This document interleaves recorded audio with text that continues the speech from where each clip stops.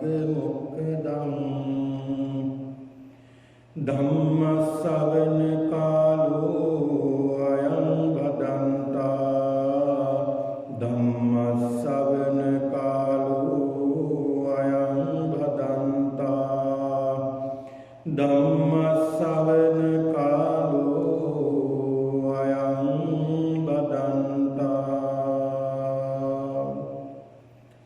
නමෝ තස්ස භගවතු අරහතු සම්මා සම්බුද්දස්ස නමෝ තස්ස භගවතු අරහතු සම්මා සම්බුද්දස්ස නමෝ තස්ස භගවතු අරහතු සම්මා සම්බුද්දස්ස අන්ධායි මේ ආයස්මන්තා තත්ස භගවතු ශාසනේ උලාරං පුම්බේනා පරං විශේෂං සංජානන්ති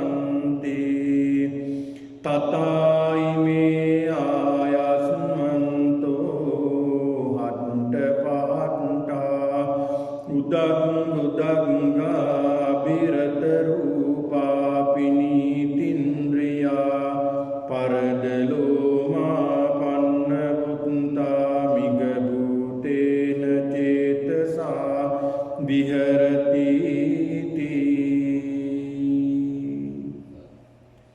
ගෞරවනීය ලොකු ස්වාමීන් වහන්සේගෙන් අවසරයි සදහැබර සත්පුරුෂ වාසනාවන්ත පින්වතුනි අද මේ මොහොතේදී බොහොම ශ්‍රද්ධාවෙන් යුක්තව මේ සියලු දෙනාම සැදී පැහැදී සිටින්නේ ධර්ම ශ්‍රවණය කිරීමට ධම්ම ශ්‍රවණ කාලෝ අයං වදන්තා මේ ධර්මයේ ශ්‍රවණය කිරීමට සුදුසු කාලයයි කියන එකයි සඳහන් කරන්නේ. නිසි කලට සුදුසු කලට ධර්මය ශ්‍රවණය කිරීම ඉතාමත් වටිනා කාරණාවක්. ඒක නිසා මේ ධර්මය අපි නිසි වෙලාවට නිසි කලට ධර්මය ශ්‍රවණය කිරීම ධර්මයේ සාකච්ඡා කිරීම සිදු කළ යුතුයි. මේ ගෞතම බුද්ධ ශාසනය පවතින තාක්කල් අපිට මේ ශාසනය ධර්මය අහන්නට දකින්නට ශ්‍රවණය කරන්නට පරිශීලනය කරන්නට ඒ අනුව හැසිරෙන්නට අපිට ශක්තිය තියෙනවා. නමුත් මේ සම්බුද්ධ ශාසනයේ පිරිහී ගිය කාලෙක අපිට මේ ධර්මය අහන්නට ලැබෙන්නේ නැහැ. දකින්නට ලැබෙන්නේ නැහැ. ශ්‍රවණය කරන්නට ලැබෙන්නේ නැහැ. පරිශීලනය කරන්නට ලැබෙන්නේ නැහැ. ධර්මයේ හැසිරෙන්නට ලැබෙන්නේ නැහැ. ඒ කාලය වෙනකොට ධර්මය අපුරුදු වෙනවා. මිනිස්සු අසත්පුරුෂයන් විදියටයි වැඩ කරන්නේ. ඒ කාල වෙනකොට මිනිස්සුන්ගේ සිත්වල තිබෙන సంతానගතව තිබෙන කෙලෙස් දැඩිව වර්ධනය වෙන කාලයක්. රාගය ඊටමත් බලවත් වෙනවා. ද්වේෂය ඒ තරමටම බලවත් වෙනවා. මුලා වීම මෙච්චර කියන්නට බෑ.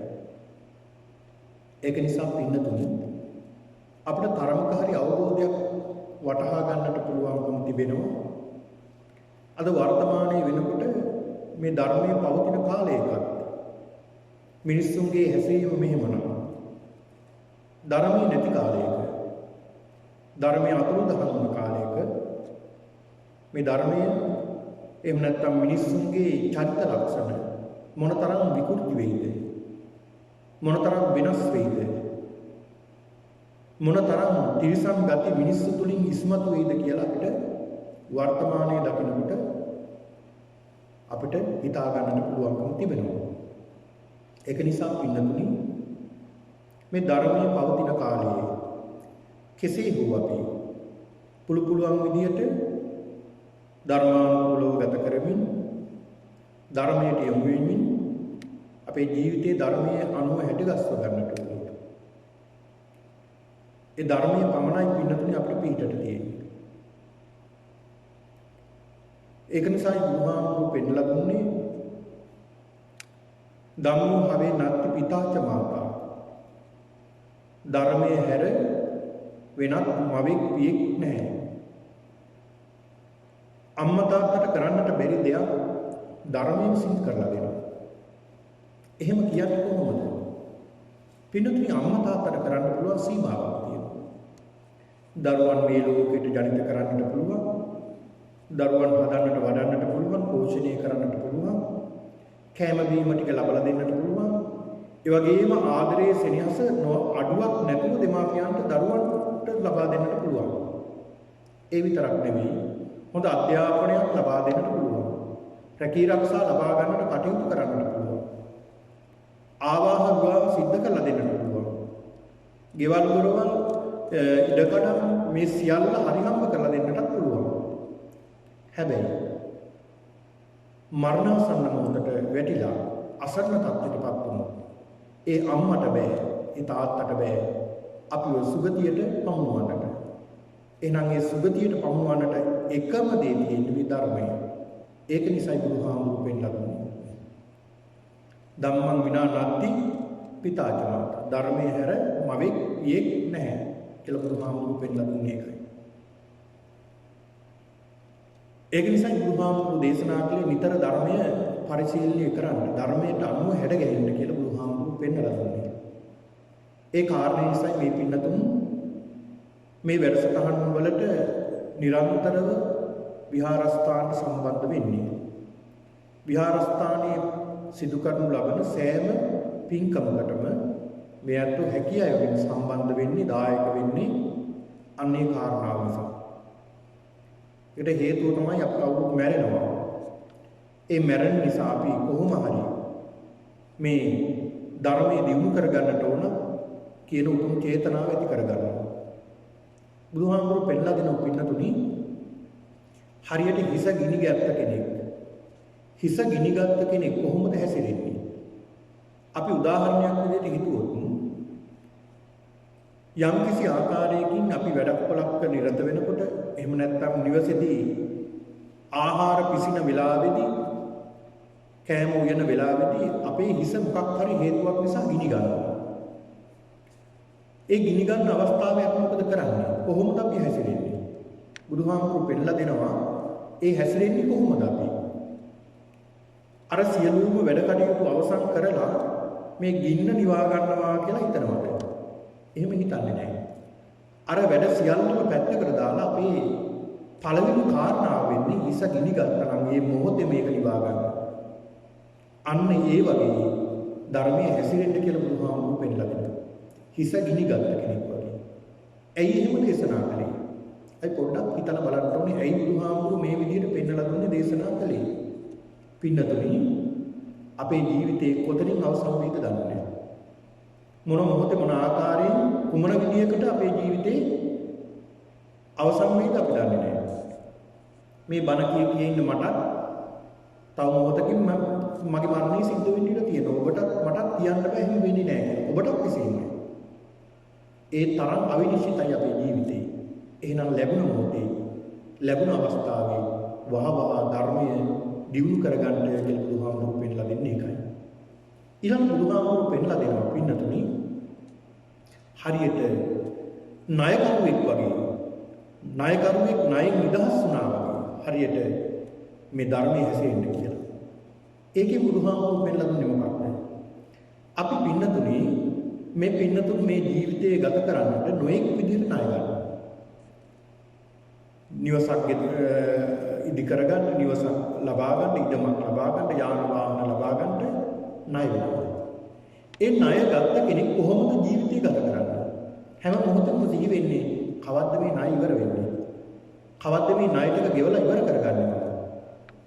කොහොමද මේ ණය ගෙවලා ඉවර කරගන්නේ කියලා නිතරම හිතේ වැඩ කරන්නේ මේ ණය පිළිබඳව. දවසක මේ පුද්ගලයා අර ණය සියල්ලම ගෙවලා අවසන් වුණ දවසට මොන තරම් සැනසීමක් එනවද? සමහර විට කියනවා නිවන් දැක්කා වගේ කියලා. ඉතින් ඒ තරම් සැනසීමක් ලැබෙනවා.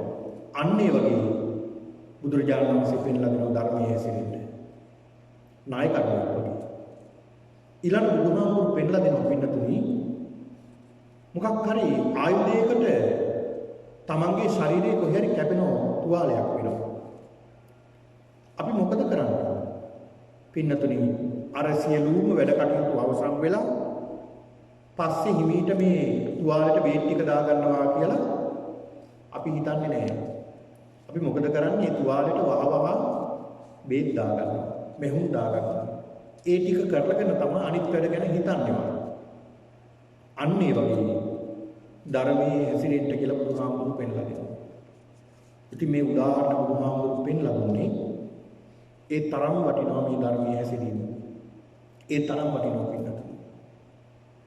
ධර්මයේ තුල ජීවත් වෙන කෙනාට කවදාවත් වර්ධින්නේ නැහැ. අපි කවුරුත් අසරණ වෙන තැනක් තමයි මරණය.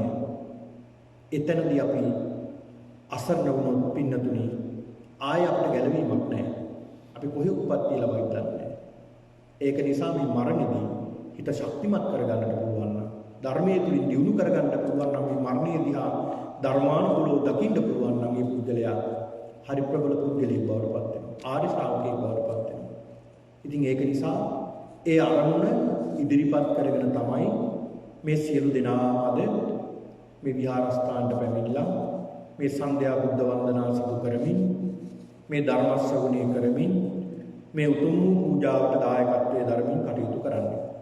අද මේ පින්කමේ දායකත්වයේ ධර්මින් කටයුතු කරන්නේ ඒ ලොකුගමගේ පවුලේ පින්නතුන් සියලු දෙනා එකතු පාදා වෙලා ඒ වරුණ යසෝදා රවීන් රත්නසූරිය පවුල මధుර ඩයනා දියනගේ සහ නෙත්ගිනි තෙනුජ පවුල ඒ වගේම චන්න ගයානි යතාරා කියන මේ සියලු දෙනාම එකතු වෙලා අද මේ උතුම් පින්කම දායකත්වයේ ධර්මින් කටයුතු කරනවා. ඒ දායකත්වයේ දැරීමේ ධර්මින් මේ පින්නතුන් අරමුණු කරගන්නේ විශේෂයෙන්ම ඒ සහභාගී වූ සියලු දෙනාට සෙත් ප්‍රාර්ථනා කිරීමත් ඒ වගේම සියලු දෙනාගේ මියගිය ඥාතීන්ට පින් අනුමෝදන් කිරීමත් මෑතකදී මිය පරලෝකයේ දයා හේවාපතෙන් මහත්මයාට පුණ්‍යානුමෝදනා කිරීමත් කියන මේ උතුම් වූ අරමුණු ඉදිරිපත් කරගෙන තමයි මේ උතුම් පින්කම සිද්ධ කිරීම දායකත්වයේ දරන්නේ. ඒක නිසා මේ පින්නතුන් මේ ඉදිරිපත් කරගෙන තිබෙන සියලු අරමුණු ඉෂ්ට සිද්ධ වේවා. මේ උතුම් වූ ධර්මානුශාසනාවේ කුසල බලයෙන් මේ පින්නතුන් සිතන පතන සියලු කටයුතු සාර්ථකමත් භාවයට පත් කරගන්නට මේ පින්නතුන් මනමින් මිය ගිය සියලු දෙනාට පින් පුණ්‍යානුමෝදනා පිණිසත් මේ උතුම් වූ ධර්ම දේශනාව හේතු වාසනාම වේවා කියලා ප්‍රාර්ථනා කරගෙන ධර්ම ශ්‍රවණය කරා. හොඳයි පින්නතුනි, බුදුරජාණන් වහන්සේ ඒ දඹදිව ඉන්දියාවේ වැඩ ඉන්න කාලෙදී උන්වහන්සේ ඒ දඹදිව බොහෝ තැන්වලට උන්වහන්සේ වැඩම කළා. උන්වහන්සේ ගම් නියංගම් පසු කරමින් බුදුරජාණන් වහන්සේ මිනිස්සුන්ට ධර්මය කියලා දෙන්නට නොයෙක් විදියට උන්වහන්සේ කටයුතු කළා. උන්වහන්සේ යොදුන් ගණන් පයින් වැඩම කළා.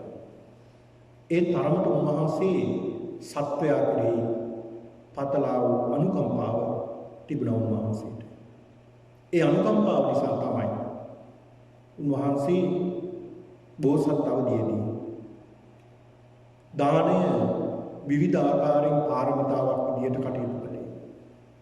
පාරමිතා 10ක් අංග සම්පූර්ණ කළේ.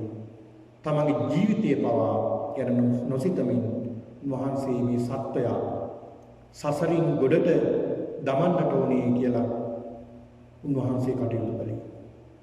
මේ සංසාරයේ මේ සත්වයා විඳින දුක උන්වහන්සේ දැක්කා. ඒ විතරක් නෙමෙයි, සිද්ධාර්ථ කුමාර නමින් උත්පත්ති ලැබලා උන්වහන්සේ සියලු සැප සම්පත් අතහැරලා සියලු දේ අතහැරලා උන්වහන්සේ වනගත වුණේ මේ අරමුණ නිසා. ඒ සත්වයාට තියෙන මහත් වූ කරුණාව නිසා, අනුකම්පාව නිසා. එනම් පින්නතුනි, ඒ තරමට උන්වහන්සේ අනුකම්පාවක් මේ සත්වයා කෙරෙහි තිබුණා. ඒක නිසා තමයි උන්වහන්සේගේ ධර්මය අදටත් අපිට ඉතිරි වෙලා තිබෙන්නේ. ඒක නිසා මේ පිරිසිදු ධර්මයේ පින්නතුනේ මේ තිබෙන්නේ. ත්‍රිපිටකය අද අපිට කියවන්නට පුළුවන්. එදා පළවෙනි ධර්ම සංගායනාවෙන් පසුව භික්ෂුන් වහන්සේලා මහරහතන් වහන්සේලා ගත තීරණයට අනුව ඒ සංගායනාව නිසා පරම්පරාවෙන් පරම්පරාවට මේ ධර්මයේ නොනැසී පැවතුණා. ඒ පිරිසිදු ධර්මය අදටත් අපිට අහන්නට ලැබෙනවා. දකින්නට ලැබෙනවා, කියවන්නට ලැබෙනවා. හැබැයි ඒ අතරතුර අධර්මයක් පැතිරෙනවා. ධර්මයේ පැතිරෙන්නේ කුමන තරමටද? ඒ තරමටම අධර්මයක් බෙදෙනවා. අධර්මයක් ඉදිරිපත් වෙනවා. ඒක නිසා ඔබ හොඳට මතක තියාගන්නට ඕනේ කාරණාව. ධර්මයෙන් ඔබ පෝෂණය වෙන්නට ඕන, නිවැරදි ධර්මයේ කුමක්ද කියලා හඳුන ගන්නට ඕන. ත්‍රිපිටකය ඔබ පරිශීලනය කරන්නට ඕන. එතකොට අර අධර්ම කාරණා මොනවද කියලා ඔබට අවබෝධ කරගන්න පුළුවන්කම තිබෙනවා. නිවන ගැන කරන විස්තර තියෙනවා, විවරණ තියෙනවා. ධර්මයේ ගැන කරන විස්තර විවරණ තියෙනවා. ඒවා අපිට වෙන් කරලා අඳුර ගන්නට පුළුවන්. මේ ධර්මයේ මේ අධර්මයේ කියලා වටහා ගන්නට පුළුවන්කම තිබෙනවා. ඉතින් ඒක නිසා මෙන්න මේ කරුණු කාරණා පිටේ තබාගෙන මේ පින්නතුන් ධර්මයේ ශ්‍රවණය කරන්න. පින්නතුන් ඉන්දියාව කියන්නේ මහ විශාල රටක්, රාජ්‍යයක්. මේ ඉන්දියාවට දඹදිව කියලා අපි සඳහන් කරන්නේ. මේ දඹදිව රාජ්‍ය පාලනය ගත්තාම දඹදිව රාජ්‍ය පාලනය ගත්තාම සමහර අවස්ථාවල සමහර ප්‍රාන්ත තිබුණා, සමහර රාජ්‍යයන් තිබුණා රාජ්‍ය තාන්ත්‍රික, සමහර රාජ්‍යයන් තිබුණා ගණතන්ත්‍ර. මේ විදිහේ පාලනයක් තමයි තිබුණේ. මේ ඉන්දියාවේ ඒ බුදුරජාණන් වහන්සේ වැඩ ඉන්න කාලේ ජනපද තිබුණා. ජනපද කියන්නේ රාජ්‍යයන් 16ක් තිබුණා. ජනපද කියලා මේවට කියනවා. ඒවට කියනවා 12 මහා ජනපද. මේ ජනපද 16න් ඊටාම ප්‍රබල ජනපද 4ක් තිබුණා. මේ හතරෙන් ප්‍රබල රාජ්‍යයන් දෙකක් තමයි මගධය සහ කෝසලය. මේ කොසල් රට පින්නතුනි කෝසල රාජ්‍ය සීමා වෙලා තියෙන්නේ ඒ දකුණින් ගංගා නදියෙන්, ඒ වගේම නැගෙනහිරින් ගංගක නදියෙන්, උතුරෙන් හිමාලය පර්වතයෙන් තමයි වට වෙලා තියෙන්නේ. ඊටාම ප්‍රබල රාජ්‍යයක් තමයි කෝසල රාජ්‍යය. මේ කෝසල රාජ්‍ය පින්නතුනි පරම්පරාවෙන් එන රජතුමා තමයි කොසල් රජතුමා කියලා කියන්නේ. බුදුරජාණන් වහන්සේ වැඩ ඉන්න කාලේ පසේ නදී කොසල් රජතුමා තමයි රාජ්‍ය කළේ. කොසල් රජතුමා. මේ කොසල් රජතුමා පින්නතුනි බුදුරජාණන් වහන්සේගේම වයසේ හිටපු කෙනෙක්. ඒ වගේම තමයි මේ කොසල් රජතුමා මුලින් ඒ තරම් ශ්‍රද්ධාවක් පෙන්වුම් කරපු කෙනෙක් නෙමෙයි තරුණ කාලේදී. ඒ තරම් ශ්‍රද්ධාවක් පෙන්වපු කෙනෙක් නෙවෙයි. මේ කොසල් රජතුමා ගැන පසු කාලීනව බුදුරජාණන් වහන්සේ කොසල් රජතුමාට යම් යම් දේශනාවන් සිද්ධ කළා තිබෙනවා. ඒ දේශනාවන් ඇතුළත් වුණ දේශනා මාලාවකුත් තියෙනවා. සංයුක්ත නිකායේ කෝසල සංයුක්තය කියලා. ඒකේ කොසල් රජතුමාටම පමණක් දේශනා කරපු යම් යම් සූත්‍ර තියෙනවා. ඉතින් ඒක නිසා පින්නතුනි මම අද මේ පින්නතුන්ට මාතෘකා කරගත්තේ බුදුරජාණන් වහන්සේ සහ කොසල් රජතුමා අතර ඇති වුණ සංවාදයක් ඇතුළත් සූත්‍ර දේශනාවක් මම මාතෘකා කරගත්තේ. ඒ තමයි මජ්ක්‍ධිම නිකායේ මජ්ක්‍ධිම පඤ්ඤාසයේ. ඒ කියන්නේ මූල පඤ්ඤාසයේ, මජ්ක්‍ධිම පඤ්ඤාසයේ, උපරි පඤ්ඤාසයේ කියලා පඤ්ඤාසය කියන 50යි. 50 කොටස් තුනක් තියෙනවා. ඒකේ මැද කොටසේ මජ්ක්‍ධිම පඤ්ඤාසයේ තියෙනවා ධම්මචේතිය කියලා සූත්‍රයක්. මෙන්න මේ කියන ධම්මචේතිය කියන සූත්‍ර දේශනාව තමයි මම අද මේ පින්නතුට මාතෘකා කරගන්නේ. ධම්මචේතිය කියන එකේ තේරුම මොකක්ද? චේතිය කියලා කියන්නේ චෛත්‍ය කියන එකයි, සෑය කියන එකයි. ධම්ම කියන්නේ ධර්මයටයි. දහම් සෑයක් කියන එක තමයි මේකෙන් අර්ථවත් කරන්නේ. ඒතර මේ ධම්මචේතිය කියන සූත්‍ර දේශනාව. පින්නතුනි මේ සූත්‍ර දේශනාවේදී බුදුරජාණන් වහන්සේ වැඩ ඉන්නවා එක්තරා ස්ථානයක මේ කුසල රාජ්‍යයට අයිති මේඝතලුම්ප කියන නියම්ගමේ. නියම්ගමේ ලස්සන වනලැබක් තියෙනවා. මේ වනලැබේ තමයි බුදුරජාණන් වහන්සේ වැඩ හිටියේ. පින්නතුනි කුසල රජතුමා මේ කුසල රජතුමා මේ කුසල රජතුමා ගැන සඳහන් කරනකොට පින්නතුනි මේ කුසල රජතුමා යම් කිසි පසුතැවීමකින් තමයි හිටියේ. පස්සේ කාලෙක බුදුරජාණන් වහන්සේට සමීප වුණා. ඒකට හේතු ගණනාවක් තියෙනවා. මේකට සම්බන්ධ නිසා ඒකත් මම මේ පින්නතුන්ට පැහැදිලි කරලා දෙන්නම්. පින්නතුනි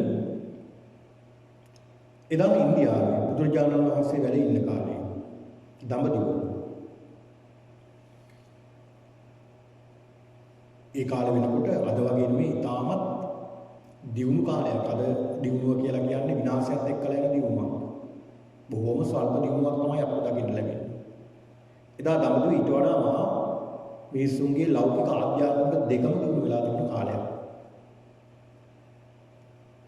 එදා ඉන්දියාවේ බුදුරජාණන් වහන්සේ කාල වෙනකොට මහා යුද්ධ සේනාධිපතියන් 3 දෙනෙක් හිටියා. වෙන කිසි කෙනෙකුට පරාජය කරන්න බැරි 3 දෙනෙක් හිටියා. ඒ 3 දෙනාම එකට තමයි ඉගෙන ගත්තේ. ශිල්ප ශාස්ත්‍ර. ඉන්දියාවේ අසම සම දක්ෂ යුද ශිල්පීන් 3 දෙනෙක් ඒ 3 දෙනා. එක්කෙනෙක් තමයි පින්නතුනි බන්දුල සේනාධිපති. බන්දුල සේනාධිපතියා තමයි එක්කෙනෙක්. අනිත් කෙනා තමයි කුසල රජතුමා. අනිත් කෙනා තමයි මහලිය කියන ලිච්ඡවි. ලිච්ඡවි රාජ්‍ය ප්‍රබලයෙක්යා මහලිය කියන ලිච්ඡවි. මේ 3 දෙනාම එකට තමයි ශිල්ප ශාස්ත්‍ර ඉගෙන ගත්තේ. ශිල්ප ශාස්ත්‍ර ඉගෙන ගත්තා. මේ මහලිය කියන කෙනාට රාජ්‍යයක් ලැබුණේ නැහැ. හේතුව තමයි යුද්ධයට ගිහිල්ලා එහෙම නැත්නම් ශිල්ප ශාස්ත්‍ර ප්‍රගුණ කරන්න ගිහිල්ලා S2 අඳ දුන්නා. මොකක් හරි අනතුරක් වෙලා. ඒක නිසා ඌට මේ රාජ්‍යයක් ලැබුණේ රාජ්‍යකම ලැබුණේ. ඊළඟ මේ බන්දුල සේනාධිපතිතුමා ඔහුට ඒක ලැබුණේ නැහැ. ඌ මේ කුසල රජතුමා රාජ්‍යයට පැමිණියාට පස්සේ මේ බන්දුලව තමන්ගේ සෙන්පතියා විදිහට මේ කුසල රජතුමා පත් කරගත්තා. ඒ පත් කරගන්නම කටයුතු කළේ මේ 3 දෙනාම තාමත් දක්ෂ සටන් ශිල්පියෝ. කොච්චර දක්ෂද කියනවනම් පින්නතුනි ඒ 3 දෙනාට සම කරන්න කෙනෙක් නැහැ. ඔය බන්දුල සේනාධිපතිතුමා ගැන සඳහන් වෙනවා යම්කිසි ප්‍රශ්නයක් ඇති වෙලා යුද්ධයක් ඇති වෙලා ලිච්ඡවීන් සමග බන්දුල සේනාධිපතියා තමන්ගේ බන්දුල මල්ලිකාවත් එක්කලා රටේ යන වස්ව රටේ වේගෙන් යනවා. වේගෙන් ගිහිල්ලා මහලී කියන ලිච්ඡවීගේ මාලිගාව ගාවට ගිහිල්ලා කෑ ගහලා ගර්ජනා කරනවා මම තමයි බන්දුල සේනාධිපතියා පුළුවන් නම් අල්ලගන්න කියලා. එහෙම කියලා ආපහු අර රටෙන් එනවා. මෙහෙම ආවා කියලා පණිවිඩය යනවා ලිච්ඡවි කුමාරු 500ක්. ඒ 500ම යුද්ධයට හරි දක්ෂ 500ක්. ඒ 500ම පින්නතුනි අශ්ව කරත්තෙන් වේගෙන් එනවා යුද උපකරණත් අරගෙන මේ යුද්ධ කරන්න. මෙහෙම වේගින් බන්දුල සේනාධිපතියා යනකොට ඇහෙනවා රත විශාල ප්‍රමාණයක් එනවා. දේවිය සඳහන් කරනවා සෙන්පෙතුතුමනි පිටිපස්සේ කට්ටියක් එනවා වගේ සතුටු. පොඩක් බලන්න කොච්චර වගේ එනවද? රත කීයක් වගේ එනවද පේනවද? තේරෙන විදිහට නම් 500ක් වගේ එනවා. පිටිපස්සෙන් 500ක් විතර පිරිස එනවා සටන් කරන්න. පිටිපස්සෙන් හඹාගෙන එළවගෙන. මේ බන්දුල මල්ලිකාවට සඳහන් කරනවා මල්ලිකාව ඔය රත ඔක්කොම එක රතයක් විදිහට පේනකොට කියන්නේ. ඔන්න බලන්න. අර රත ඔක්කොම එක රතයක් විදිහට පේනකොට කියන්නේ. මේ මොකද්ද කියන්නේ? තනි කෙලින් එනවා. පාර තනි කෙලින් තියෙනකොට අර රත සියල්ලම එකටයි එන්නේ. පේන්නේ එක රතයක් වගේ. එනකොට කියන්නේ. සිම්පල් තුනේ දැන් නම් එක රතයක් වගේ තමයි පේන්නේ. මේ අශ්ව කරත් ඉඳගෙනම පිටිපස්සට ඇවිල්ලා මේ බන්දුල සේනාධිපතිතුමා දුනු ඊතල අරගෙන එක ඊතලයක් අරගෙන විදිනවා. කොච්චර වේගින් යනවද කියලා හිතා ගන්න බැහැ. තරම් වේගවත් මේ ඊතලය. එක ඊතලයක් විදලා දෙවෙනි ඊතලෙත් විදලා එහෙම්මම ගිහලා විශාල පිට්ටනියක් පිට්ටනිය නැවතුණා. දැන් 500 පිටිපස්සේ එනවා. 500 පිටිපස්සේ ඇවිල්ලා වට කරලා කඩු අරගෙන කඩු උඩ දාමින් වහින්න කියලා බොහොම ගර්ජනා කරනවා ඉතින් 500. සේනාධිපතිතුමා වහිනවා. එන්න කිව්ව සටන් කරන්න. සටන් කරන්න දෙයක් නෑ. උඹලා තාමත් දැන්ටත් මැරිලා ඉන්නේ කිව්වා. උඹලා දැන්ටත් මැරිලා ඉන්නේ කිව්වා. මලවිනිය එක්කලම සටන් කරලා වැඩක් නෑ. එහෙම කියන්නේ ඇයි කියලා කිව්වා. නුඹලට විදලා තියෙන ඊතල දෙකක්. එක ඊතලයක් විදලා තියෙන්නේ එක ඊතලයකින් විදලා තියෙන්නේ අර අශ්ව රථ සියල්ලම අශ්ව රථයේ උඩ සිදුරු වේගෙනම ගියන්න. අනික් ඊතලයේ විදලා තියෙන්නේ ඒ අයගේ ශරීරයට දාලා තියෙන පලිහ. යකඩ පලිහ. පලිහ ගෑවිගෙන යන තමයි 500ටම එක ඊතල දෙකයි භාවිතා කරන්නේ. විසපෝ ඊතලයක් විදලා තියෙන්නේ. අර පලියට විස ගෑවිලා අර පලිය ගලවනකොට ශරීරයට විස වහිනවා. එහෙමම මැරිලා වෙනවා. සඳහන් කරනවා නුඹලට තමන්ගේ මාලිගාවට ගිහිල්ලා තමන්ගේ අමුදරුවන් සිල්ප සනසලම් මැරෙන්නයි විදලා දෙන්නේ කියලා. ඒ තරම් දක්ෂයි. කොසල් රජතුමත් ඒ වගේ. පින්නතුනි පස්සේ කාලේ මේ කොසල් රජතුමාගේ මේ සේනාධිපතිය මේ බන්දුල සේනාධිපතිය එක්කලා ඔහු කරපු මහා විහිසුණු යුද්ධකින් රජතුමාට රාජ්‍යයන් ගණනාවක් අල්ලගන්නට පුළුවන්කම තිබුණා. ඊට පස්සේ මේ සෙම්පති ගමට පත් කරපු හේතුව නිසා අනිත් ඇමතුරු රජුරුයි මේ සේනාධිපතිතුමාත් එක්කලා තරහ වෙලා හිටියා. කොහොම හරි මේ දෙන්න බිඳවන්න ඕන කියලා කියලා කිව්වා. රජතුමනි ඔය රජකම ගන්නයි බලාපොරොත්තු වෙන්නේ. දරුවෝ 30 දෙනෙක් එක්කලා ඔය සටන් කරන්නේ නිකන් නෙමෙයි කියලා කියලා බිඳෙව්වා. රජතුමා මොකද කරන්නේ? උපක්‍රමයක් විදලා අර අය මරණයට ඝාතනය කරන්න සූදානම්.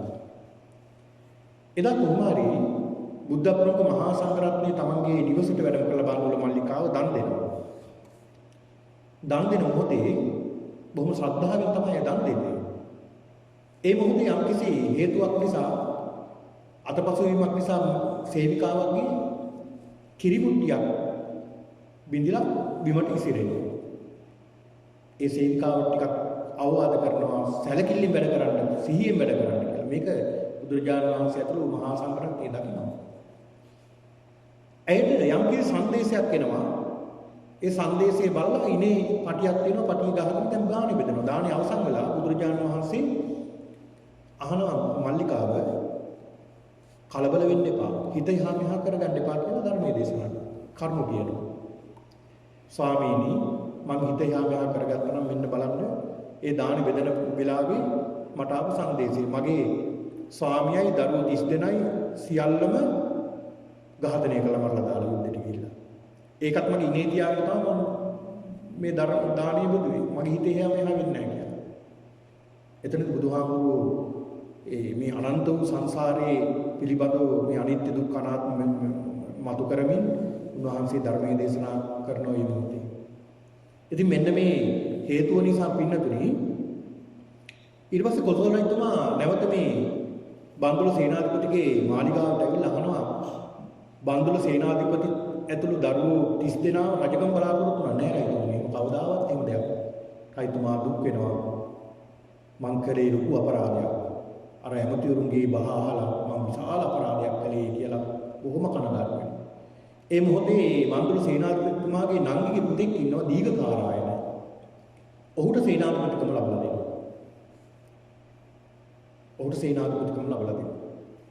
මේ සූත්‍රයේ පින්නතුනේ මේ කයිතුමා අමතනවා දීඝකාරායන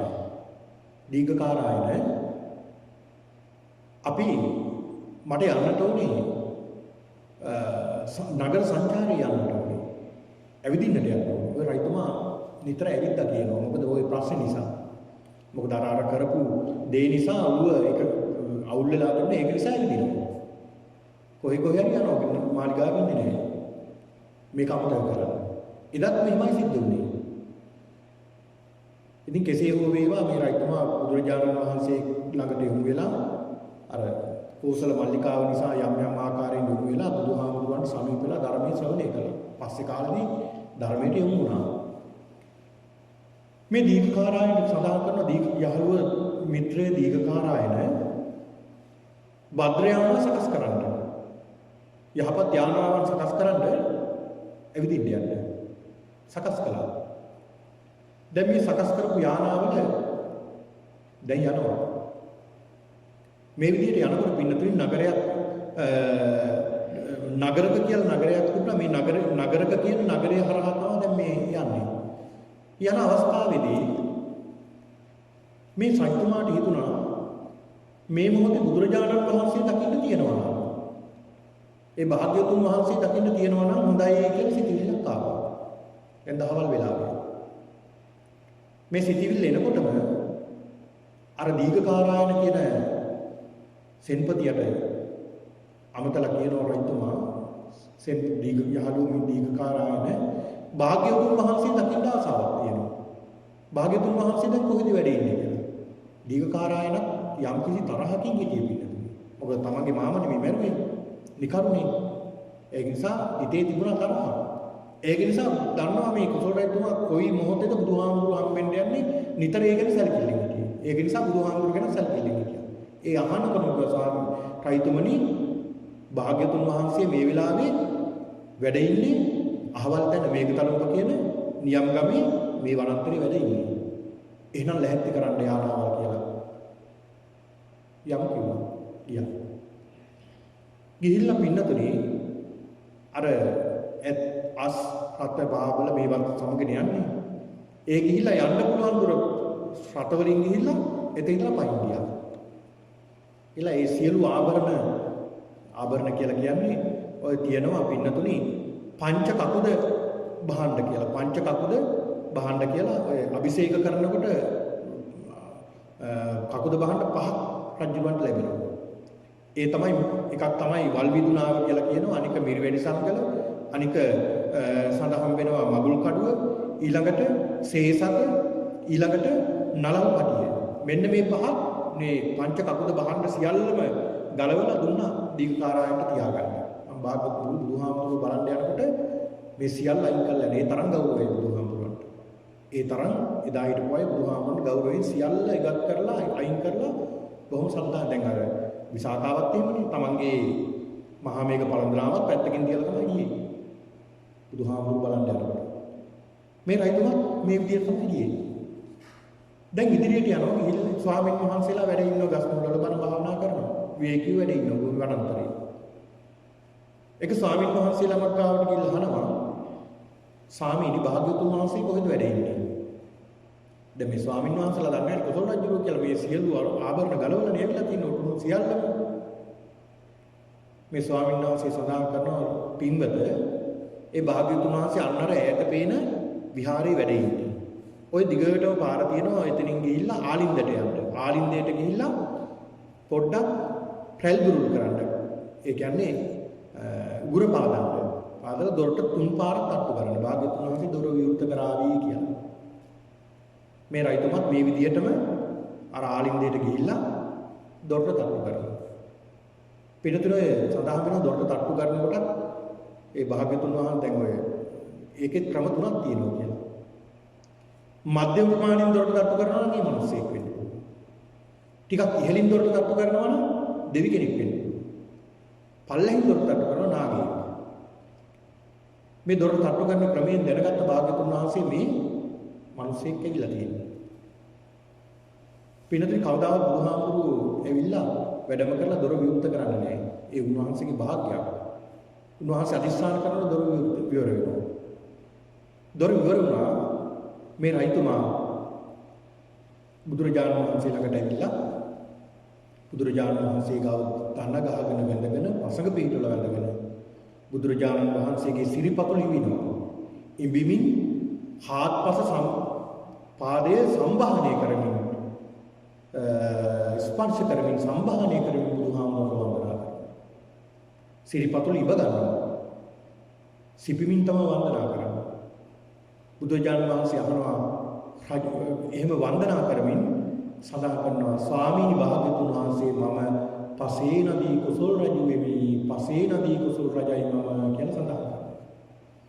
බුදුහාමුදුරුවෝ රජතුමනි ඔබ ඇයි මේ තථාගතයන් වහන්සේට මේ ශරීරයට මේ තරම් ගෞරවයක් දක්වන්නේ? මට මේ තරම් ගෞරවයක් දක්වන්න හේතුව මොකක්ද කියලා අහනවා.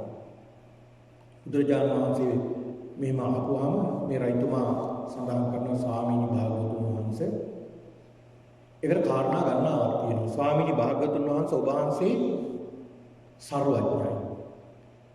බුදුහාමුදුරු සර්වඥයි කියලා මම පිළිගන්නවා. පිනතුනේ සර්වඥ භාවය මේ සර්වඥ භාවයේ පමණක්ම තිබ්බත් අපිට පින්නතුනේ මේ සසරින් ඉවර වෙන්නට පුළුවන්. අපි එකම හේතුව තමයි සර්වඥ භාවය නැති එක. බුදුරජාණන් වහන්සේ සර්වඥයි. උන්වහන්සේ සර්වඥ භාවය අපි පිළිගන්නට ඕනේ. උන්වහන්සේ පින්නතුනේ සර්වඥ භාවයෙන් යුක්තයි. උන්වහන්සේට පුළුවන් මේ හැම දෙනෙක් ගැනම දකින්න වෙන වෙනම විශේෂයෙන්.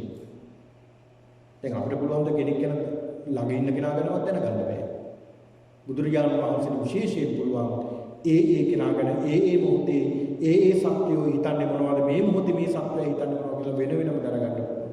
ඒ විතරක් නෙවෙයි අනාගතේ පහළ වෙන සත්‍යයන් පිළිබඳව උන්වහන්සේ දැකලා තමයි ධර්මයේ දේශනා කරන්නේ. මොන බලන්න බුදුරජාණන් වහන්සේ පෙන්නලා දෙනවා මහණෙනි බුදු කෙනෙක් විසින්ම වර්ණනා කළ කල්පයක් මුළුල්ලේම කල්පය ඉවර වෙනවා මිසක් බුදු ගුණ නම් ඉවර වෙන්නේ නැහැ කියලා බුදුහාමුදුරුවෝ. ඒ තරමට ගුණයක් බුදුහාමුදුරුවෝ කියනවා. මෙන්න මේ කියන බුදුරජාණන් වහන්සේ සර්වඥයි ධර්මයේ ස්වාක්කාතයි මහා සංඝරත්නයේ සුපටිපන්නයි කියලා ස්වාමීනි මම විශ්වාස කරනවා. මට පුදුම ශ්‍රද්ධාවක් ඉගෙන තියෙන්නේ සුභාංශයේ සර්වඥයි ධර්මයේ ස්වාක්කාතයි මහා සංඝරත්නයේ සුප්‍රතිපන්නයි කියලා මට පුදුම ශ්‍රද්ධාවක් තියෙන්නේ කියලා සඳහන්. සාක්කාතයි ධර්මයේ මේ මොහොතේ ප්‍රතිඵල ලබා ගන්න පුළුවන් ධර්මයේ මහා සංඝරත්නයේ සුප්‍රතිපන්නයි ඍජු ප්‍රතිපත්තියෙන් යුක්තයි මහා සංඝරත්නය. මෙන්න මේ කියන බුද්ධ ධම්ම සංඝ කියන තුනුරුවන් කෙරෙහි මට පුදුම ප්‍රසාදයක් ස්වාමීනි තියෙන ඒකයි මේ විදිහට වන්දනා කරන්නේ කියලා සඳහන් කරනවා. මේ සඳහන් කරනවා පින්නතුනි ස්වාමීනි භාග්‍යතුන් වහන්සේකට මම කාරණාවක් කියන්නම්. ස්වාමීනි මම මේ කුසල රජේ රජතුමා. මේ රජේ නොඑක් විදියට නොඑක් ආකාරයෙන් ශ්‍රමණ බ්‍රාහ්මණයෝ ඉන්නවා. විවිධ ආගමිකයෝ ඉන්නවා. මම දකින්න සමහර ආගමිකයෝ ශ්‍රමණ බ්‍රාහ්මණයෝ එය වසර ගණනාවක් ඒ තමන්ගේ ආගමට බැඳිලා කටයුතු කරනවා. අවුරුදු 10 20 30 40 50 60 ඒ අය මේ විදිහට තපස් රකින්න සමහරු විවිධ විදිහට තමන්ගේ වෘත සමාදන් වෙනවා. මේ විදිහට කටයුතු කරනවා. ඒ කටයුතු කරලා අවසානයේදී ඒ අය පස්සේ කාලෙදී ඒ ශ්‍රමණ භාවය අයින් වෙලා නැවත ගිහි ජීවිතයට කරනවා. අර ශ්‍රමණ භාවය අයින් කරලා ගිහි ජීවිතයට කරනවා. ඒ අය එක්කලා කතා කරනකොට මේ ශ්‍රමණ භාවයේ කටුක බව කතා කරනවා. සඳහන් කරනවා. හරි කටුකයි මේක. හරි අමාරු දුෂ්කරයි කියලා. ස්වාමීනි ඒ අය වසර 20 30 40 මේ විදිහට තමන්ගේ ආගම වෙනුවෙන් කටයුතු කළේ. හැබැයි පස්සේ කාලෙකේ අය ඉවත් වෙනවා.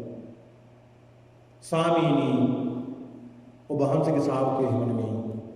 ඔබ වහන්සේගේ ශ්‍රාවකයෝ හරි සතුටින් ඉන්නේ. අවුරුදු ගණන් උන්වහන්සේලා මේ ශාසනයට එකතු වෙලා ධර්මයේ දිනු කළා. උන්වහන්සේලාගෙන් කවදාවත් දකින්න නැහැ අකමැත්ත. බොහෝම කැමැත්තෙන් උන්වහන්සේලා කටයුතු කරන්නේ. උන්වහන්සේලා කවදාවත් සිවුරු අතහැරලා යන්නේ නැහැ. හැබැයි ඒ ගියත් උන්වහන්සේලා දුක් වෙනවානේ අපිට මේ භාග්‍යතුන් වහන්සේගේ ශාසනය වමසර ඇසිරෙන්න කාලේ නැති වුණානේ. අපි මගේ පින ඉවර වුණානේ කියලා එයා දුක් වෙනවා. ස්වාමීන් මෙන්න මේ කාර්යාව නිසා ඔබ වහන්සේ සර්වඥයි ධර්මයේ ස්වාක්ඛාතයි මහා සංඝරත්නයේ සුපටිපන්නයි කියලා මට පුදුම ශ්‍රද්ධාවක් තියෙන්නේ පිළිගන්නවා කියලා සඳහන් කරනවා. ස්වාමීන් ඒකට තවත් කාරණාවක් තියෙනවා. වහන්සේ භාග්‍යවතුන් වහන්සේ අරහත් ධර්මයේ ස්වාක්ඛාතයි මහා සංඝරත්නයේ සුපටිපන්නයි කියලා මට තවත් කාරණාවක් ස්වාමීන් තියෙනවා. ඒ තමයි ස්වාමීන් භාග්‍යවතුන් වහන්සේ මම දකිනවා මම මේ කුසල රටේ රජතුමා නිසා මම දකිනවා බ්‍රාහ්මණයෝ තමන්ගේ බ්‍රාහ්මණ පිරිස එක්කම වාද කරගන්නවා. බ්‍රාහ්මණයෝ එක්කම වාද කරගන්නවා. ක්ෂත්‍රියෝ එක්කම වාද කරගන්නවා. වෛශ්‍යෝ එක්කම වාද කරගන්නවා. ඒ වගේම ක්ෂත්‍රියෝ බ්‍රාහ්මණයෝ එක්කම වාද කරනවා. මේ විදිහට වාද විවාද ඇති කරගන්නවා. ඒ විතරක් නෙවෙයි.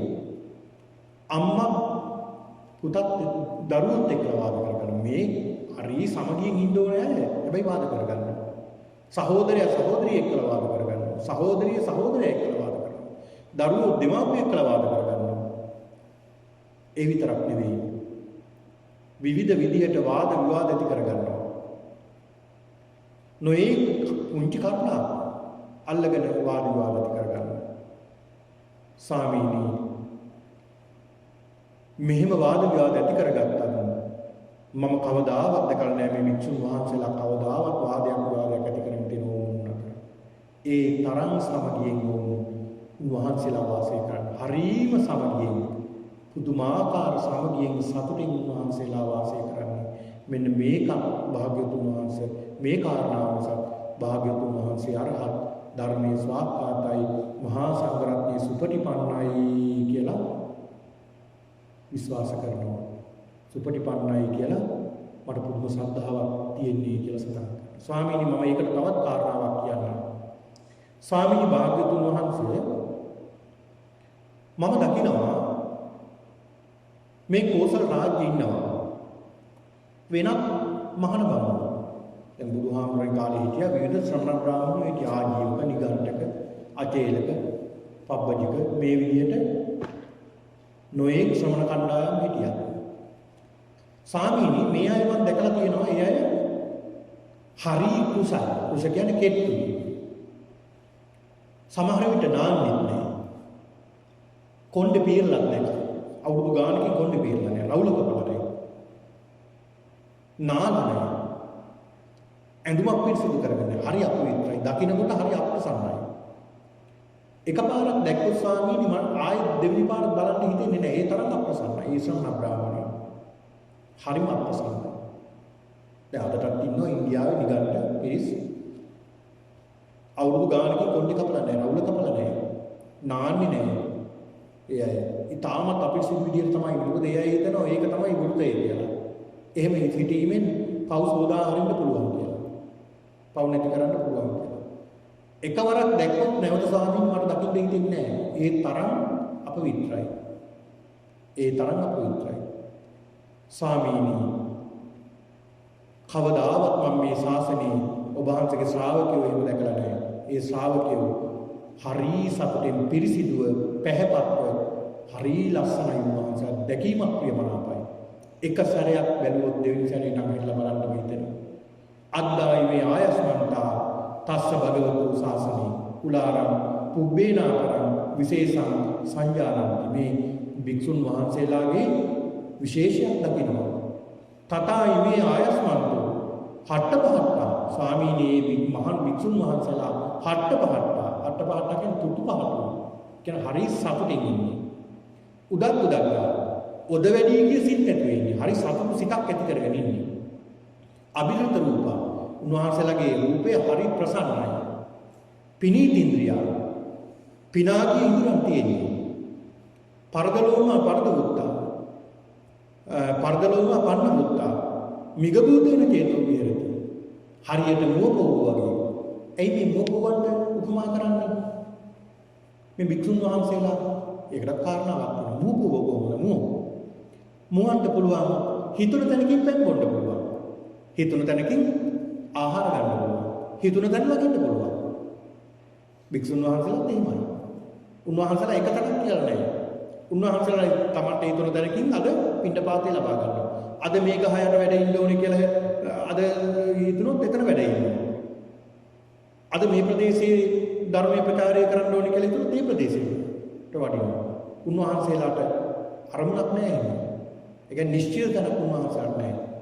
උන්වහන්සේලා මේ විදිහට කටයුතු කරන්නේ. මෙන්න මේක නිසා තමයි මෝපෝවන්ට මිගබූතේන කේසෝ මිගබූතේන මියෝපෝවෝ කියලා උපමා කරලා තියෙනවා. ඒක වැරදි විදිහට සමහර තැන්ක ඔය මහා වංශී විග්‍රහ කරනවා පින්නතුනි. ඒක අවස්ථාවක සඳහන් වෙනවා. ඔය ධර්මාශෝක රජතුමා. ඔය ධර්මාශෝක රජතුමා ගේ මල්ලි කෙනෙක් එකම මල්ලි සහෝදරයා එයා විතරයි මරන්න නැතුව ඉතුරු කළේ මේ ධර්මාශෝක රජතුමා. මේ තිස්ස කියන මේ කුමාරයාට මෙහෙම සිතිවිල්ලක් ඇති වෙනවා.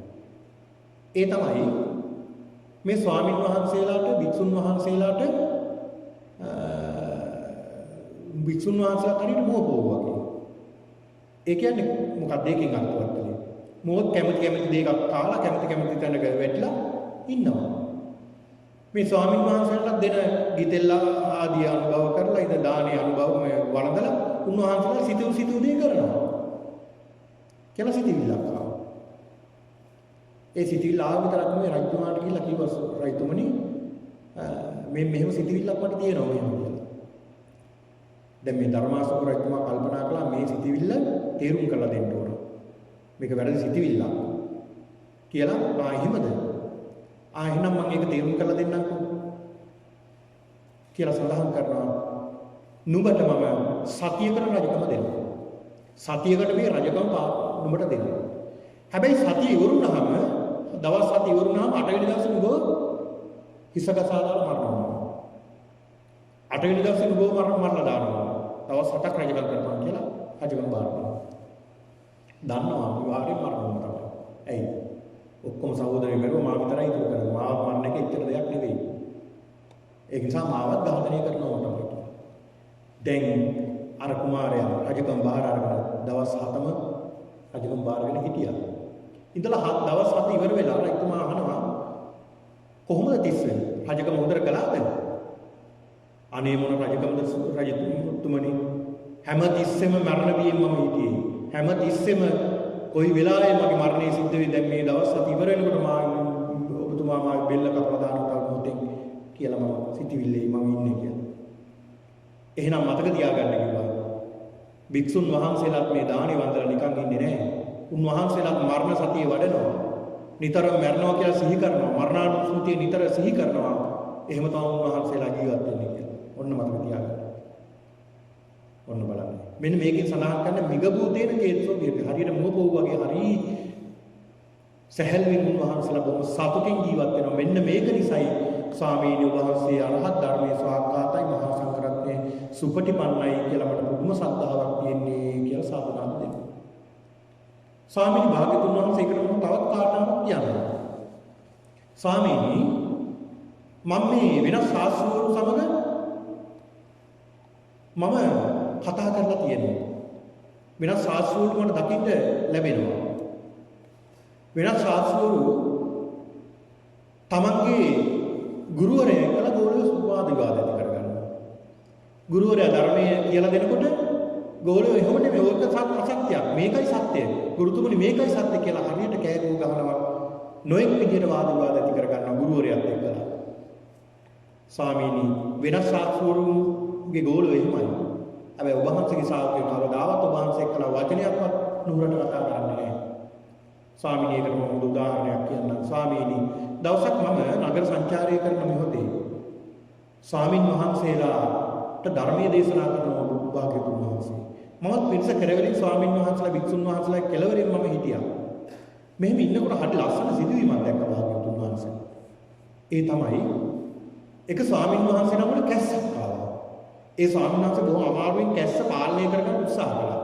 එතනම ළඟ හිටපු අනිත් සියහරු ස්වාමින් වහන්සේ දණියෙන් පොඩ්ඩක් අනිත් ස්වාමින් වහන්සේටගේ ශරීරයට තට්ටු කරලා දණිහි කතා කරලා සඳහන් කරනවා ස්වාමීනි භාග්‍යතුන් වහන්සේ ධර්මයේ දේශනා කරනවා ධර්මයට බාධා වෙන්න ඕනේ කියලා මෙහෙම සඳහන් කළා.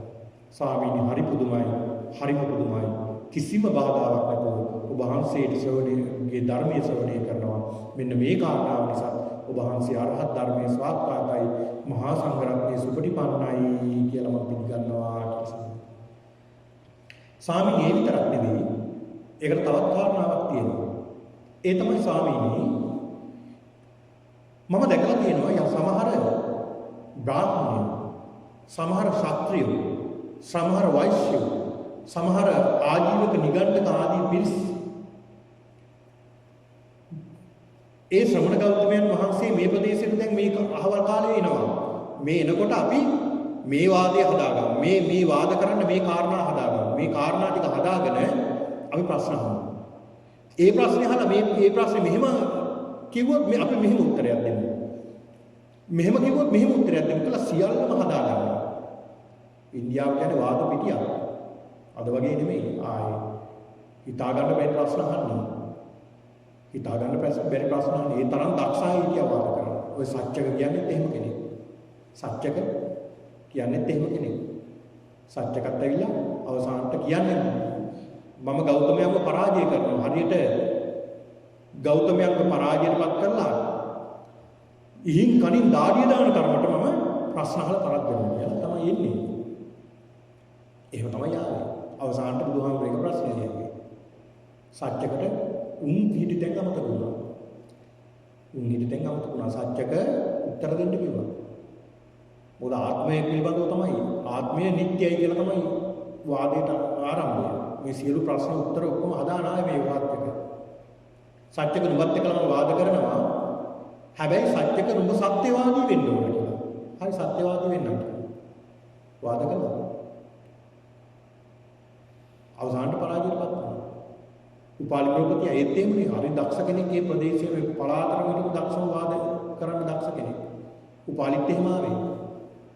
බුදුහාමුදුරුවෝ හරියට මම එළුවෙක්ගේ රවුලෙන් අල්ලලා හොලවල පීඩාවටපත් කරනවා වගේ මම ගෞතමයන් වාද කරලා පරද්දනවා කියලා වාදේ කරුණු අරගෙන ආවේ.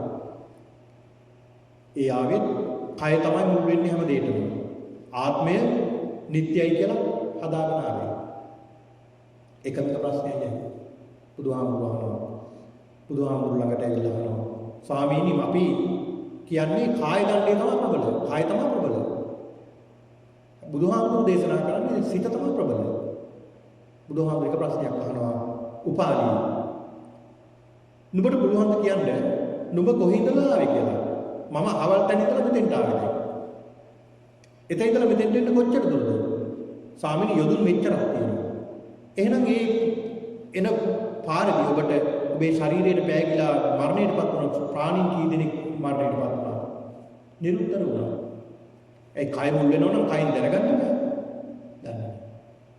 ඔබ ආත්මය නිට්ටයයි කියලා කියනව නේද? එතකොට ඔබේ ඔය ඇහැ නිට්ටද අනිත්‍යද කියලා මේ විදිහට පෙන්නලා දෙනවා. අවසානට මේ උපාලිය පරාජයටපත් කළා. ඒ අය බුදුහාමුදුරන්ගේ ශ්‍රාවකයෙක් බවට පත් වෙනවා. මේ කුසල රජතුමා මේ පිළිබඳව ආරංචි වෙලා කුසල රජතුමා සඳහන් කරනවා ස්වාමීන් මට ආරංචි වෙනවා මේවා. ඔබ වහන්සේව පරාජය කරන්න කියලා එන අය අවසානට වහන්සේගේ ශ්‍රාවකයෙක් වෙනවා. ශ්‍රාවකයෙක් වෙලා අවසානට ආර්ය ශ්‍රාවකයෙක් බවට පත් වෙලා තමයි වෙන්නේ.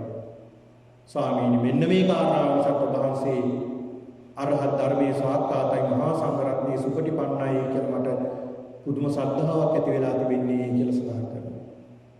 ස්වාමීනි මම ඒකට තවත් කාරණාවක් කියන්නම්. ඒ තමයි ස්වාමීනි ඔබ වහන්සේ පිළිබඳව මට පුදුම ශ්‍රද්ධාවක් ඇති වෙලා තිබෙන්නේ. බුදුහාමුදුරුවනේ මගේ ඉන්නවා ඉසිදත්ත පුරාණ කියලා වඩුව දෙන්නේ. ඉසිදත්ත සහ පුරාණ කියලා වඩුව දෙන්නේ. වඩුව කියන්නේ ඉංජිනේරු. මේ ඉංජිනේරු දෙන්නට ගෙවල් හදලා දීලා තියෙන්නේ මම. පඩි දෙන්නේ මම. කීර්ති ප්‍රශංසා පිටස ලබලා දීලා තියෙන්නේ මම. සියලු පහසුකම් සපයලා තියෙන්නේ මම. මම නිසා තමයි උන් ජීවත් වෙන්නේ. ස්වාමීනි මට හිතුණා දවසක් මේ දෙන්න මොනතරම් මට පක්ෂපාතද කියලා බලන්න මට හිතුණා. හිතලා පිරිසෙන් ඈත් වෙලා අර දෙන්නත් එක්කලා ගියා සංචාරයකට. එදා රාත්‍රී වුණා, හැන්දෑ වුණා මම අපි 3 දෙනාම එක්තරා මිනිස්සු අඩු ප්‍රදේශයක ශාලාවක නවතෙන් ගත්තා. නවතෙන් අරගෙන දැන් රාත්‍රිය වෙනකම් මම එක තැනක නිදාගත්තා. දැන් මේ දෙන්න මුල්ලකට වෙලා සාකච්ඡාව. මම බලන මොනවද මේ දෙන්නගේ සාකච්ඡාව. පොඩ්ඩක් කන් තියලා බලනකොට භාග්‍යතුන් වහන්සේ වෙන නෙමෙයි සාකච්ඡාව ඔබ වහන්සේගේ ධර්මය ගැන කතා කරන්නේ. ඔබ වහන්සේගේ ධර්මය ගැන මේ දෙන්න ධර්ම සාකච්ඡාවක් කරන්නේ. මේ දෙන්න බොහෝ මධ්‍යම රාත්‍රිය වෙනකන් ධර්මීය සාකච්ඡා කළා. හරිම සතුටුයි ස්වාමීනි. ඒ දෙන්න ඔබ වහන්සේ කෙරෙහිම ප්‍රසාදයට පත්ලා ධර්මීයමයි සාකච්ඡා කළා. ස්වාමීනි භාග්‍යතුන් වහන්සේ ඒක නෙමෙයි පුදුම වෙන්න කාරණාව. ස්වාමීනි ඒ දෙන්න නිින්දට යනවා. දැන් බොහෝ රාත්‍රී භාගයටපත් වෙලා නේද? අපි එහෙනම් නිින්දට යමු. ඒ භාග්‍යතුන් වහන්සේ කොයි ප්‍රදේශයකද වැඩ ඉන්නේ? ඒ ප්‍රදේශයට අපි හිස යොමු කරමු කියලා වහන්සේ වැඩ ඉඳපු පැත්තට හිස යොමු කරුවා. මං ඉන්න පැත්තට කකුල් දෙක ආවා. ස්වාමීනි මං නිසා යැපෙන්නේ. මං නිසා තමයි ජීවත් වෙන්නේ. මම තමයි මේ අයට පඩි දෙන්නේ. නිවස් ගෙවල් හදලා තියලා තියෙන්නේ මම. හැබැයි මට නෑ එහෙම ගෞරවයක්. ඔබ වහන්සේට ඒ පුදුම ගෞරවයක්. මෙන්න මේ කාරණාව නිසා ඔබ වහන්සේ අරහත් ධර්මයේ ස්වාක්ඛාතයි මහා සංඝරත්නයේ සුපටිපන්නයි කියලා මට පුදුම ශ්‍රද්ධාවක් තියෙන්නේ කියලා සඳහන් කරනවා. ස්වාමීනි තවත් කාරණාවක් ඒකට කියන්නම්. ස්වාමීනි භාග්‍යතුන් වහන්සේ ඔබ වහන්සේ කොසල් රාජ්‍යයේ කෙනෙක්. කොසල් රාජ්‍යයට අයිති කෙනෙක්. මමත් කොසල් රාජ්‍යයේ කෙනෙක්. ඔබ වහන්සේ ශාක්‍රීය වංශිකයෙක්. මමත් ශාක්‍රීය වංශිකයෙක්. ඔබ වහන්සේ 80යි මමත් දැන් 80යි. අපි දෙන්නම හරි සමානයි. මෙන්න මේ කාරණාව නිසා ඔබ වහන්සේ කෙරෙහි පුදුම ශ්‍රද්ධාවක් තියෙන්නේ. ඔබ වහන්සේ අරහත් ධර්මයේ ස්වාක්ඛාතයි මහා සංඝරත්නයේ සුපටිපන්නයි කියලා පිළිගන්නවා කියලා. මේ සඳහන් කළ බුදුහාමුදුරන්ට වන්දනා කරලා මේ රජතුමා එහෙමම ප්‍රදක්ෂිනා කරමින් පිටිපස්සට ගිහිලා යන්න යනවා. එළියට ගියාට පස්සේ තමන්ගේ සේනාව සියල්ලම නැහැ. පණිවිඩයක් කියලා ගිහිලා කියනවා සේවිකාවක් කියලා. ඒ තමයි රජ ජීවිතේට කැමැත්තක් තියෙනවා නම් ආසාවක් තියෙනවා නම් පස්සෙන් එන්න එපා. ආය රාජ්‍යයට එන්න එපා කියලා. දීඝකාරායන රාජ්‍ය අල්ලගෙන ඒක ඒ රාජ්‍ය දීලා තියෙනවා විදුඩක කියන කුමාරයාට. රාජ්‍ය අල්ලගන්න. ඒ කියන්නේ කොසල් රජුගේ පුතාට දීලා තියෙනවා. දැන් සේවිකාවක් විතර ඉතුරු වෙලා ඉන්නේ. යන්න රටයක් තියෙනවා සේවිකාවක් තියෙනවා ඉතරයි. මේ කොසල් රජුමා කල්පනා කරනවා තනියම සටන් කරන මුන් එක්කලා කියලා. ඒ තරම් ශක්තියක් තිබුණා කියන අවුරුදු 80ක් වුණත් ඒ තරම් දක්ෂයෙක්යි මම කලින් සඳහන් කළේ ඒ තරම් දක්ෂයෙක් කියලා. ඒත් කල්පනා කරනවා මේකට සහයෝගය ගන්න ඕනේ යන්න ඕනේ අජාසත් රජු හම්බෙන්න කියලා යනකොට සන්ධ්‍යා භාගය වෙලා වාහන දුක වහලා වැහුවොත් තමයි පපුදාට මාළින්නේ. එතන විශ්‍රාම ශාලාවක් තියෙනවා. එතන ලැබුම් ගන්නවා. මේ රජතුමාට ආහාරයට ගන්න වෙන්නේ බොහොම රළු ආහාර, සිංහ ආහාර ගත්ත කෙනෙක් රළු ආහාර තමයි ගන්න වෙන්නේ. ඒක නිසා මේක දිරවන්නේ නැහැ මේ ආහාර. එදා රාත්‍රියේ සීතල වැඩි වෙනවා. අර සේවිකාවගේ හිසේ ගේ උකුලට ඔළුව තියාගෙන නිදා ගන්නවා. එළි වෙනකොට මරණයටපත් වෙනවා. බුදුහාමුදුරු පෙන්නලා දෙනවා මේක කලිමුන් වහන්සේ පෙන්නලා දෙනවා. මේ සිදුවීම වෙන්න කලින් ඊට බොහෝ කාලයකට පෙර බුදුහාමුදුරු පෙන්නලා දෙනවා මේ කුසල රජතුමා මරණයටපත් වෙන්නේ කාත් කවුරුවත් නැතු රාජ්‍ය පිට කියලා සඳහන් කරන හේතුවක් තියෙනවා. ඒ තමයි පින්නතුනි ජේතවනාරාමේ ඉදිකලාට පස්සේ මේ අන්‍ය තීර්ථිකයෝ කල්පනා කරන බුදුහාමුදුරුවෝ මහා සංඝරත්නයට මේ තරම් ලාභ ප්‍රයෝජන ලැබෙන්නේ භූමිය හින්දා. මේ හොඳ පුණ්‍ය භූමියක්. ඒක නිසා අපිත් ඒ ළඟ මොකක් හරි ආරාමයක් හදාගත්තොත් මිනිස්සු අපිටත් ප්‍රත්‍ය ගෙනල්ලා දී සිව්පසේ ගෙනල්ලා දෙයි. ඒකට කරන්න තියෙන එකම දෙයයි රජුරු අල්ලගන්න එක.